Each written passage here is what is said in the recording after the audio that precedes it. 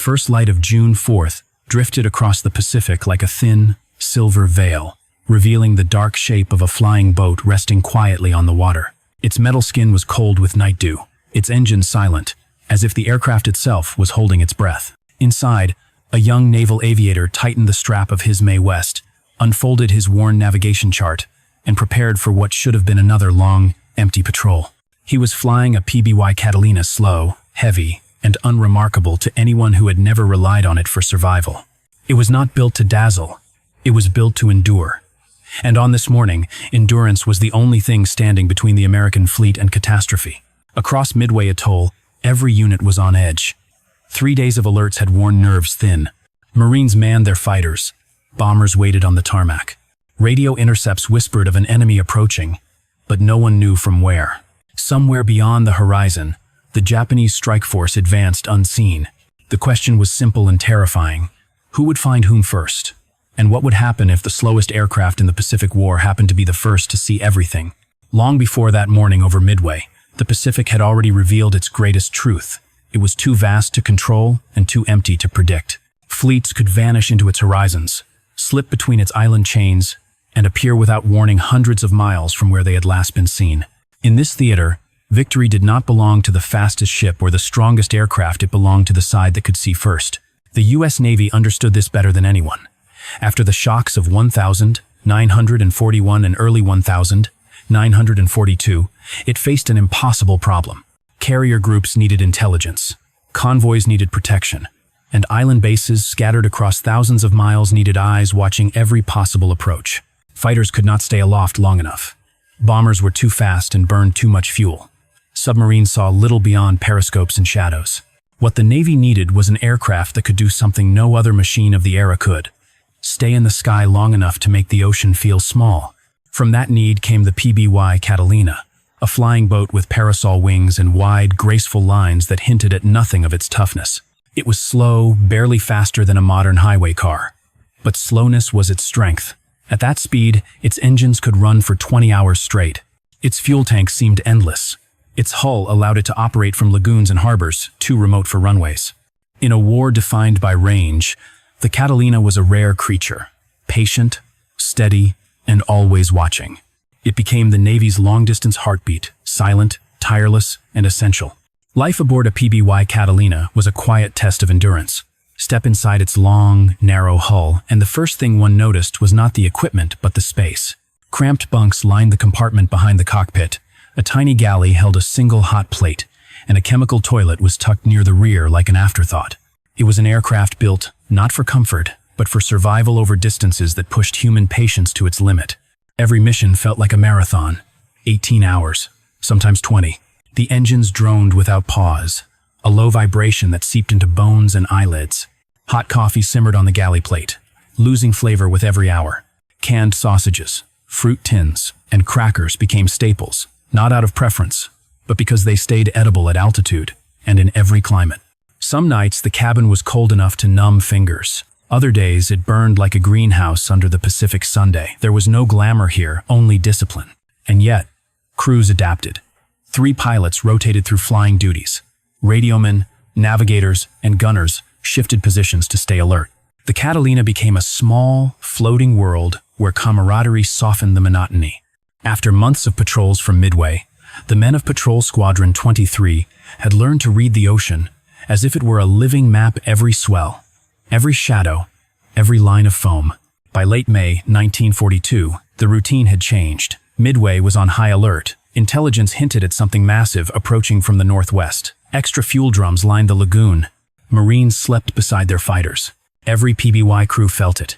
Soon, one of them would be the first to see the truth coming over the horizon. At 0415 on June 4th, Lieutenant Howard 80 lifted his PBY Catalina from the waters of Midway's lagoon and guided it into the pale blue darkness. His search pattern was precise. Fly northwest on bearing 315 degrees, extend nearly 700 miles, turn, sweep back, turn again, an enormous triangle carved into an ocean that seldom revealed anything at all. The Catalina settled into its slow rhythm, engines humming evenly as the crew scanned the empty horizon for signs that this day might be different. It was. 2 hours into the patrol, the co-pilot stiffened in his seat. On the far edge of the world, where the curve of the ocean blurred into the sky, thin black lines rose upward like smoke from a distant wildfire. Addy descended, dropping to 1,000 feet, bringing the Catalina closer to the truth hidden beneath the haze. Shapes began to emerge first as shadows, then as silhouettes, and finally as the unmistakable outlines of power. Aircraft carriers, battleships, cruisers, destroyers. Japan's main striking force was steaming directly toward Midway. The radio man keyed his transmitter with a calm that belied the moment. At 0534, he sent a message that would be read across the Pacific. 2 carriers and main body, bearing 320, distance 180 miles, course 135, speed 25 knots. In that instant, everything changed. A single report from a slow, ungainly flying boat reached Admiral Fletcher aboard Yorktown, then Admiral Spruance aboard Enterprise, and finally every American commander preparing for the coming clash. The enemy was found. The trap could begin. And aboard the Catalina, the crew understood what few men ever experience, what it feels like when a single sighting bends the arc of a war. The moment Addy's contact report reached the American fleet, danger closed in on the Catalina. Below, Japanese flight decks erupted with activity as Zero fighters began to launch sleek, fast, lethal machines designed for one purpose: to destroy anything that dared shadow the Imperial Navy.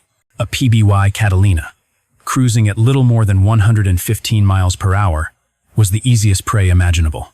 Addy had no illusions. A Catalina could not fight. It could not outrun. Its only hope was the weather. Climbing into a bank of clouds at 4,000 feet, he began a desperate game of evasion. The Catalina would poke its nose out of the mist just long enough to glimpse the Japanese fleet, update its bearings, transmit a short-coded message, and then disappear again before the Zeros could intercept. Every appearance risked death. Every disappearance kept the American fleet informed. For 3 hours, the crew lived between lightning flashes of fear and long stretches of disciplined calm. Through the blisters on each side of the aircraft, gunners watched streaks of silver sweep below them, Zeros searching, climbing, circling, but unable to find the lumbering flying boat hidden inside the overcast. The Catalina shuddered in pockets of turbulence as Addy threaded the cloud layers with precision born from months of patrol work. By 0830, with another PBY arriving to take over shadowing duties, Addy finally turned for home. Exhaustion settled in, the kind that comes only after surviving what should have been impossible, but they had endured. More importantly, they had kept contact. And because they endured, the American carriers now knew exactly where to strike. Midway marked a turning point in the Pacific, but it did not end the danger. Even as the tide shifted, Japan maintained a brutal rhythm across the Solomon Islands and New Guinea. By day, Japanese fighters still dominated many skies. By night, the Tokyo Express fast destroyers running supplies under cover of darkness delivered troops, ammunition, and bombardment to American positions with near impunity. Darkness was Japan's shield, and the United States needed a way to break it. The solution came from an aircraft no one had ever imagined as a night hunter. The PBY Catalina, with its long endurance and ability to fly low and slow, could stalk the shadows better than any other machine in the Navy. What it lacked in speed, it made up for in patience and silence. On Guadalcanal, Lieutenant Commander Clarence Taff watched Japanese ships slip past the island night after night. He realized the Catalina could be transformed not just a scout, but a predator. Under his guidance, crews repainted their aircraft in matte black from nose to tail. Even the national insignia disappeared beneath the dark coat. Only small red serial numbers remained, glowing faintly under maintenance lamps. In moonlight, the aircraft looked less like a machine and more like a silhouette, an absence of shape moving across the sky. These were the first Black Cats, aircraft that could approach unseen, fly at wave-top height, and strike without warning. Where the daylight war belonged to carriers and fighters, the night would soon belong to the Catalinas, silent, patient, and deadly in ways no one had expected. Once the Black Cats took to the night skies, the character of the Pacific War shifted. The Japanese Navy, long accustomed to moving freely after sunset, began to sense an unseen presence stalking them across the water. It usually started with nothing more than a faint hum barely audible over the ship's engines. Then, suddenly, bombs would fall out of the darkness, and the sea would erupt in fire. One of the most dramatic attacks came on the 21st of February 1943, near Kolombangara. Lieutenant William Goff brought his Catalina in at 50 feet so low that the spray from the bow waves misted the blister windows. Using the island's shadow to mask his approach, he climbed only at the last moment to release 2 500-pound bombs. Both struck a Japanese destroyer amidships, breaking its spine in a roar of steam and flame. The destroyer sank in minutes. Gough's crew escaped by descending back to wavetop height, vanishing into darkness before Japanese gunners could react. But night flying carried a cost. The ocean at night offered no horizon, just black sky merging with black water. Crews fought disorientation, storms, and mechanical failures. Many Catalinas simply disappeared, claimed by weather or by a single navigational error. Even successful missions often ended with pilots shaking, knowing how close they had come to the edge. For the Japanese, the psychological toll was severe. Sailors began reporting that the black-painted aircraft were nearly invisible until the moment of attack. The deep, rhythmic drone of Catalina engines became a source of dread. Convoys tightened formations. Lookouts doubled their shifts. Even with lights extinguished, they never felt safe. The night, once Japan's refuge, now belonged to the Black Cats. Even as the Black Cats prowled the night and reconnaissance Catalinas kept vigilant watch over the Pacific, another mission emerged as the most human and often the most perilous role of the PBY. Rescue. Known as Dumbo missions, these operations placed Catalinas near active combat zones, waiting for the inevitable call no pilot wanted to make. I'm going down. When aircraft ditched into the Pacific, time became the enemy. Hypothermia, dehydration, and sharks claimed men within hours. The Catalina, with its boat hull and long range, was the only aircraft that could reliably reach survivors and land beside them. Crews would scan the waves for tiny life rafts, often in rain, squalls, or fading light, and set down in swells that would tear apart lesser planes. Few rescues captured the nation's attention like the mission to save Captain Eddie Rickenbacker and his crew in 1943. After 24 days adrift, sunburned, starving, and near collapse, they were spotted by a Catalina, whose pilot risked an 8-foot swell to bring them home. But most rescues were quieter affairs. Nameless pilots pulled from the sea. Bomber crews saved minutes before nightfall. Wounded men evacuated from remote islands after brutal fighting. The Catalina's courage was not limited to rescue. By 1943, radar-equipped PBYs were guiding naval task forces through Aleutian fog so thick that ships could not see their own escorts.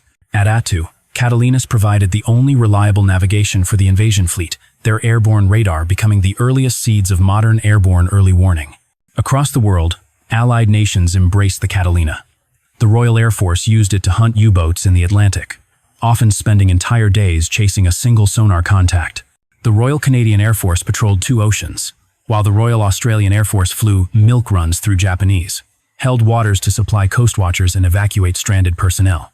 Even the Soviet Navy used Catalinas in Arctic operations, trusting their reliability in bitter, unforgiving weather. In every role, hunter, guardian, scout, and savior, the PBY Catalina filled the spaces other aircraft could not. It stitched together an ocean of islands, fleets, and outposts, becoming the connective tissue of the entire Pacific War. For thousands of Allied servicemen, its engines were the sound of hope. When the guns finally fell silent in August 1945, the men who had flown PBY Catalinas returned home without the fame granted to fighter aces or dive bomber crews. Their missions rarely made headlines. Their victories were not measured in enemy aircraft destroyed, but in miles flown, ships found, and lives saved. Yet across the vast expanse of the Pacific War, their contributions formed a quiet foundation beneath every major success.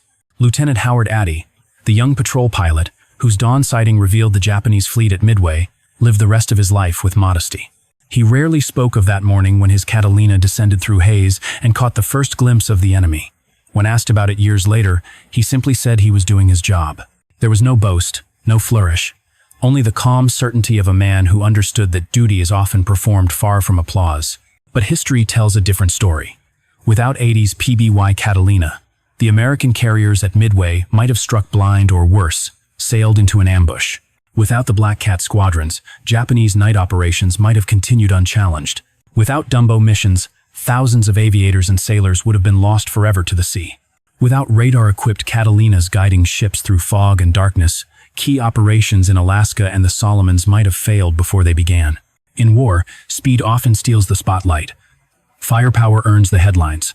But information steady, persistent, quietly gathered is what shapes strategy and decides fate.